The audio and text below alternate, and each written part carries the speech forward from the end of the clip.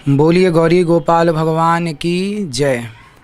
आप सबको कृष्ण जन्माष्टमी की बहुत बहुत शुभकामनाएं। इस बार भगवान श्री कृष्ण के जन्मोत्सव को लेकर तिथि में, तारीख में थोड़ा सा मन डगमग डगमग डोल रहा है कि 6 तारीख की जन्माष्टमी मनाएं या 7 तारीख की जन्माष्टमी मनाएं। तो मैं आपको कन्फर्म करा दूं कि 7 तारीख की ही भगवान श्री कृष्ण की जन्माष्टमी है। भगवान श्री कृष्ण का प्राकट्य अष्टमी को हुआ और अष्टमी तिथि इस बार श्रीधाम वृंदावन में, बिहारी जी में यहाँ के तमाम संतजन 7 सितंबर 2023 को ही कृष्ण जन्माष्टमी मना रहे हैं। इस दिन आप सब व्रत रख करके भगवान श्री कृष्ण की आराधना कीजिएगा।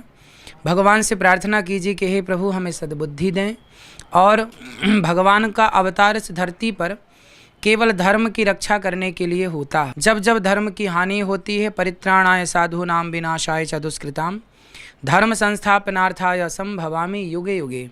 जब जब हो ये धर्म की हानि, बाढ़हि असुर अधम अभिमानी, तब तब धरि प्रभु विविध शरीरा।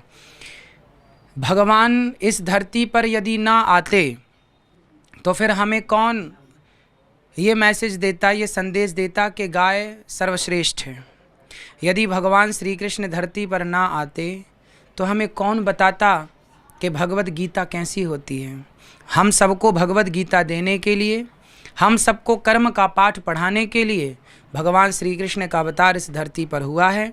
आप सब 7 तारीख की कृष्ण जन्माष्टमी मनाएं और सभी लोग भगवान का खूब भर भर के गुणगान गाएं, व्रत रखें, उपवास रखें। व्रत का मतलब है प्रतिज्ञा।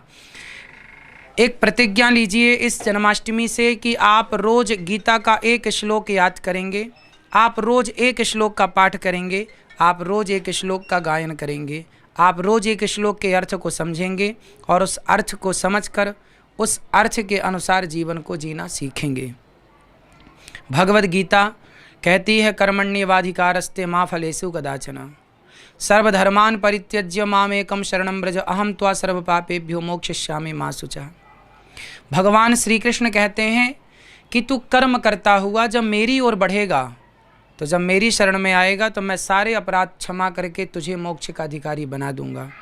कर्म भूला हुआ प्राणी सदा भटकता है, इसलिए भगवान को आना पड़ा और व्यक्ति को अपने अपने कर्म से परिचित कराना पड़ा कि आपका कर्म क्या है। और गीता का उपदेश हमें बहुत कुछ सिखाता है।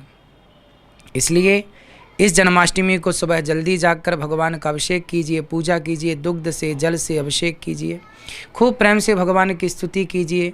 भगवान के स्मरण में इतना खो जाइए, भगवान के चिंतन कीर्तन में इतना डूब जाइए कि पता ही ना चले कि दिन कब बीत गया, कब रात्रि के 12 बज गए। रात्रि के 12 बजते ही थाल में आरती सजा करके भगवान की खूब आरती उतारिए और प्रेम से गाइए श्री कृष्ण गोविंद हरे मुरारी, हे नाथ नारायण वासुदेव। खूब कीर्तन कीजिए, केवल कीर्तन कीजिए, आरती उतारिए, भोग लगाइए भगवान जी को। हो सके तो 56 भोग लगाइए, हो सके तो खूब श्रृंगार कीजिए भगवान जी का, वंदनवार लगाइए, घर में चौक पूरिए, कलश चारों दिशाओं में स्थापित कीजिए और भगवान के आगमन की तैयारियां कीजिए। आज जगत के पालनहार हम जैसे पापियों को कृतार्थ करने के लिए इस धरती पर कृष्ण बनकर आए हैं।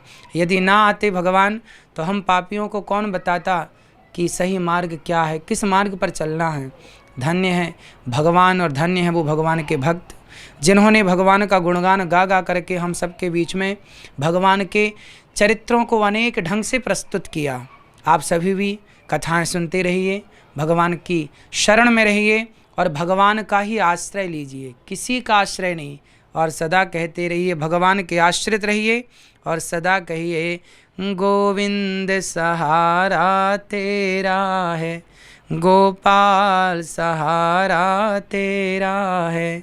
हे प्रभु हमें केवल आपका सहारा है और हमें किसी सहारे की ज़रूरत ही नहीं है। बोलिए कृष्ण कन्हैया लाल की जय जय जय। नंद के आनंद भयो, जय कन्हैया लाल की, नंद के आनंद भयो, जय कन्हैया लाल की। सबको कृष्ण जन्माष्टमी की बहुत बहुत शुभकामनाएं। सबको जय श्रीमन्नारायण, जय श्री कृष्ण, राधे राधे।